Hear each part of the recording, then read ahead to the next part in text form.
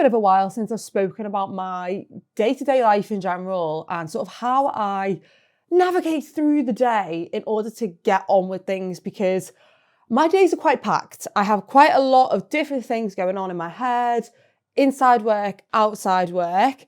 And over the past couple of years, I've developed a few strategies to help me get on with stuff. I did a video on this during my PhD. That'll be here. I always get the arm wrong. And this was how to work when I didn't want to. I still have times where I don't want to work. I still have times and days where these methods are helpful, but not cure-all. So it's definitely not that, but just some other ways now that I'm not in my PhD of how I handle my day and how I can use my time in the best manner possible.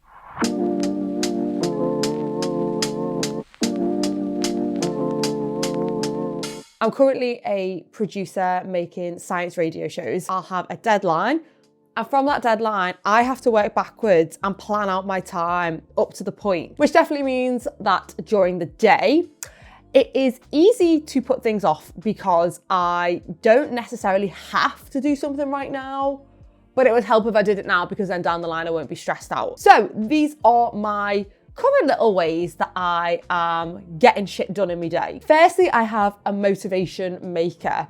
Motivation is not something that you need to work. It's definitely not something that I feel every single day. It's a fleeting state. Sometimes I'm raring to go on a project. Other times, if I've been working on it for a little bit, the shine's worn off, it's now getting to this hard point, the motivation is nowhere in sight. But I know that I can make myself feel a little bit more motivated. It definitely helps to be motivated. Don't need it to work, but it helps. So I have a little motivation maker. This is something that I've just figured out for myself over the years, that if I, in the morning, go to the gym, listen to an inspirational podcast, someone talking about their life and challenges they've faced and things they've got over and how they've done it, and have a coffee, those three things together, I never feel as motivated as after I've done those three things in succession.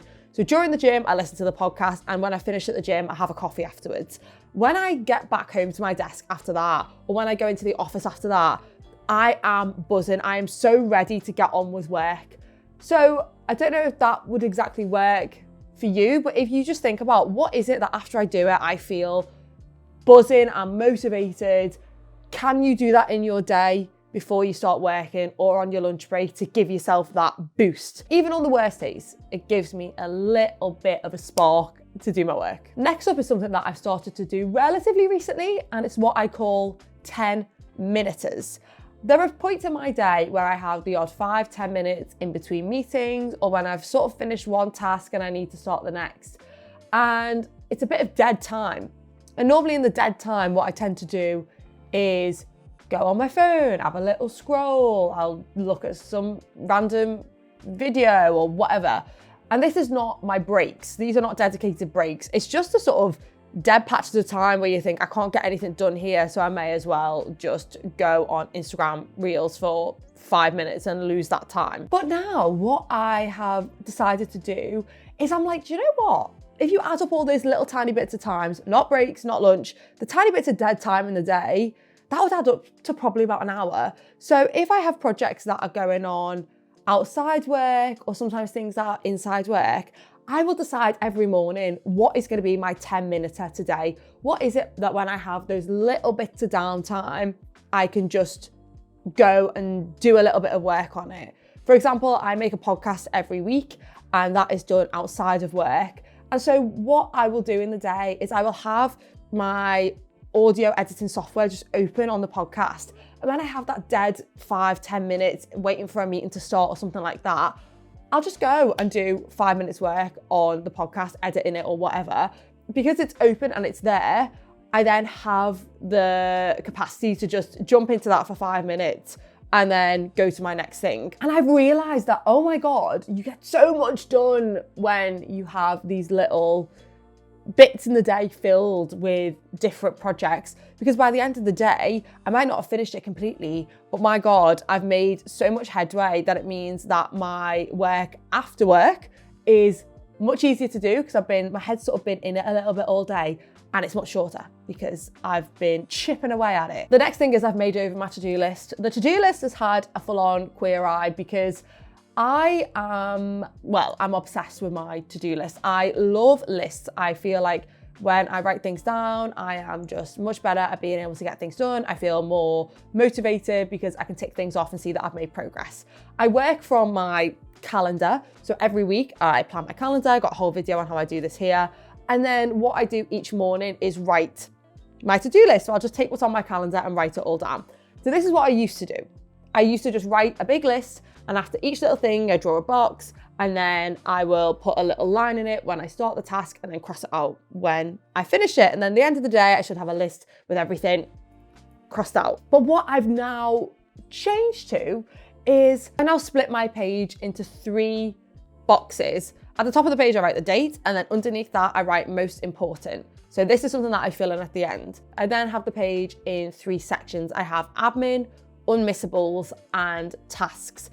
Admin are the little tiny tasks that take no time, or little things that are just in the back of your head that you need to get done that day. It could be something like do the meter readings for the electric. That's something that's quite often on my list. It could be send that one email to someone, fill in that expenses form, something which again, it's very little, doesn't take too much brain power to do. Unmissables are my meetings for the day. So these come directly out of my calendar. The reason I don't like to have, the times like 9 till 10, 10 till 11, 11 till 12, in my job at the minute, I do not have that many meetings. So a lot of that would be empty, and that would really annoy me. So I just leave it blank, and I will write in my meetings and write the time and put a little box. So then I can look to that in the day and think, I know what I can't miss today.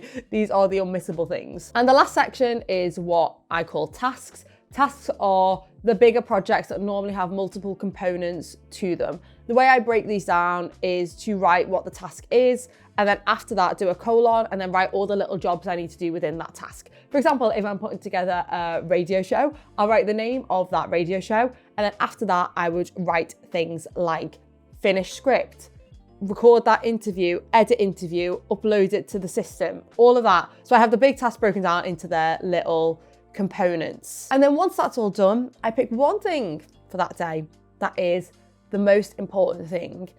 And that might not necessarily be the most important thing in my life right now, but maybe for that one day, it's vital that I get that thing done.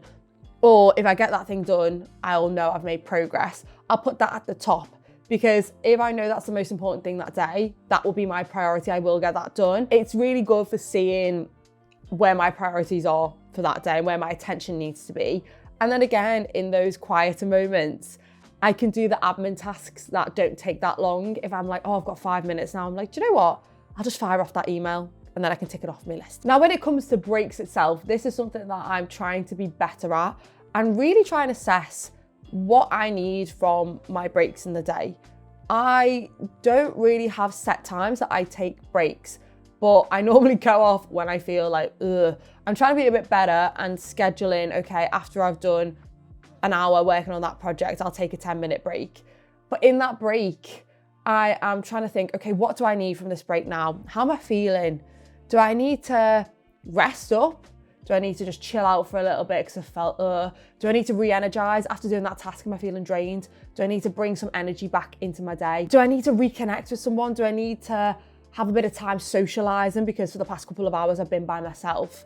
What is it that I need to allow me to come back to my desk and feel refreshed? If I need to rest, something that I might do now is put on a bit of chilled music, sit on the couch for a little bit, have a nice cup of tea, take a big breath in, and maybe read my book for a little bit. That for me is restful. It's taking myself out of the task and into a nice zen state. I want to feel like I'm in a spa if I'm resting. Re-energize is, okay, I feel a bit sluggish, get out for a walk. I just lap the block for 10 minutes and come back to my desk and I'm like, do you know what? I'm ready to go. It really does give a boost to my energy. Sometimes take a coffee out with me as well. 2 birds, 1 stone, get out and about. And reconnect. This is much easier if I'm in the office, but if I'm like, do you know what? I'm just absolutely, I'll look for someone else who's having a break at that time and just go and have a little chat, go and have a natter. Or I might pick up my phone and text my sister and have a little chat to her. Just give myself a little bit of time to let out any worries, let out any concerns, thinking about how's your day going, camaraderie. Now this is a bit of a 2-for-1 because I've mentioned these things in videos before and I still use them every single day. And these are to have a playlist that I use for work specifically and to use a timer. These 2 things are still essential parts of my day when I'm feeling like, okay, I've got a big task ahead of me, it's hard, I don't really want to do it, I'm feeling like I just want to put it off. I will stick on my work playlist, which is just lo-fi music. I'll do either the one on YouTube or one on my Spotify, and I'll put a timer on for 25 minutes and move any distractions and devices away from me. And it's always the same type of music. So now my brain has really associated lo-fi with focused work.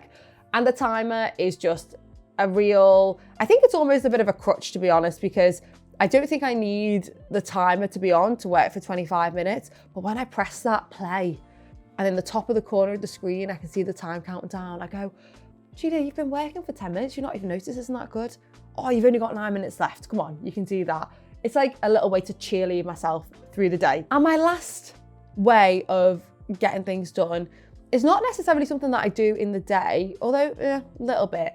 But over the week, I'm trying to now do something which I call an anti-social Sunday, or any day, but Sunday's the day I'm aiming for, where I have a whole day where I'm not on social media.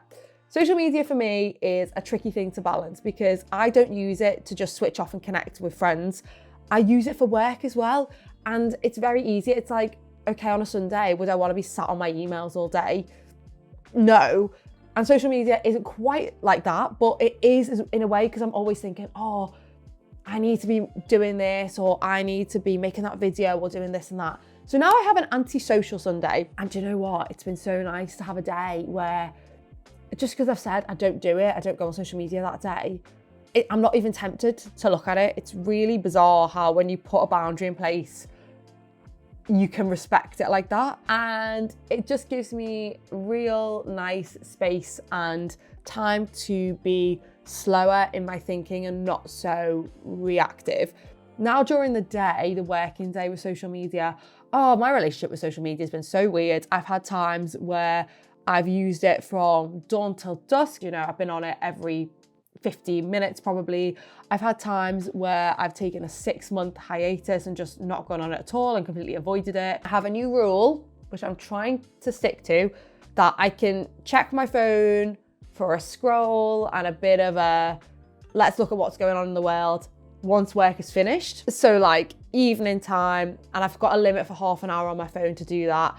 But then in the day, because I had this rule in place before, and again, it felt too restrictive. I was like, oh, I want to post now, but oh, I can't go on it till 5. It's this weird, like, yeah, this strange, like, you can't do this when I actually want to. So now I say, okay, 5 o'clock, that's my time to message people, see what's going on, have a little scroll.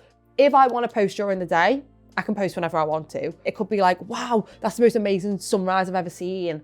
I'll put it on, I'll go on my stories and take a picture of it, and that's that. Like, I'm not going to be like, oh, well, I'd love to share that, but oh no, it's not 5 o'clock. No, I'm being a bit more antisocial with social media, hopefully. That is it for my video, really. I mean, I've got more tips in that video from my PhD about what I do to work when I don't want to work.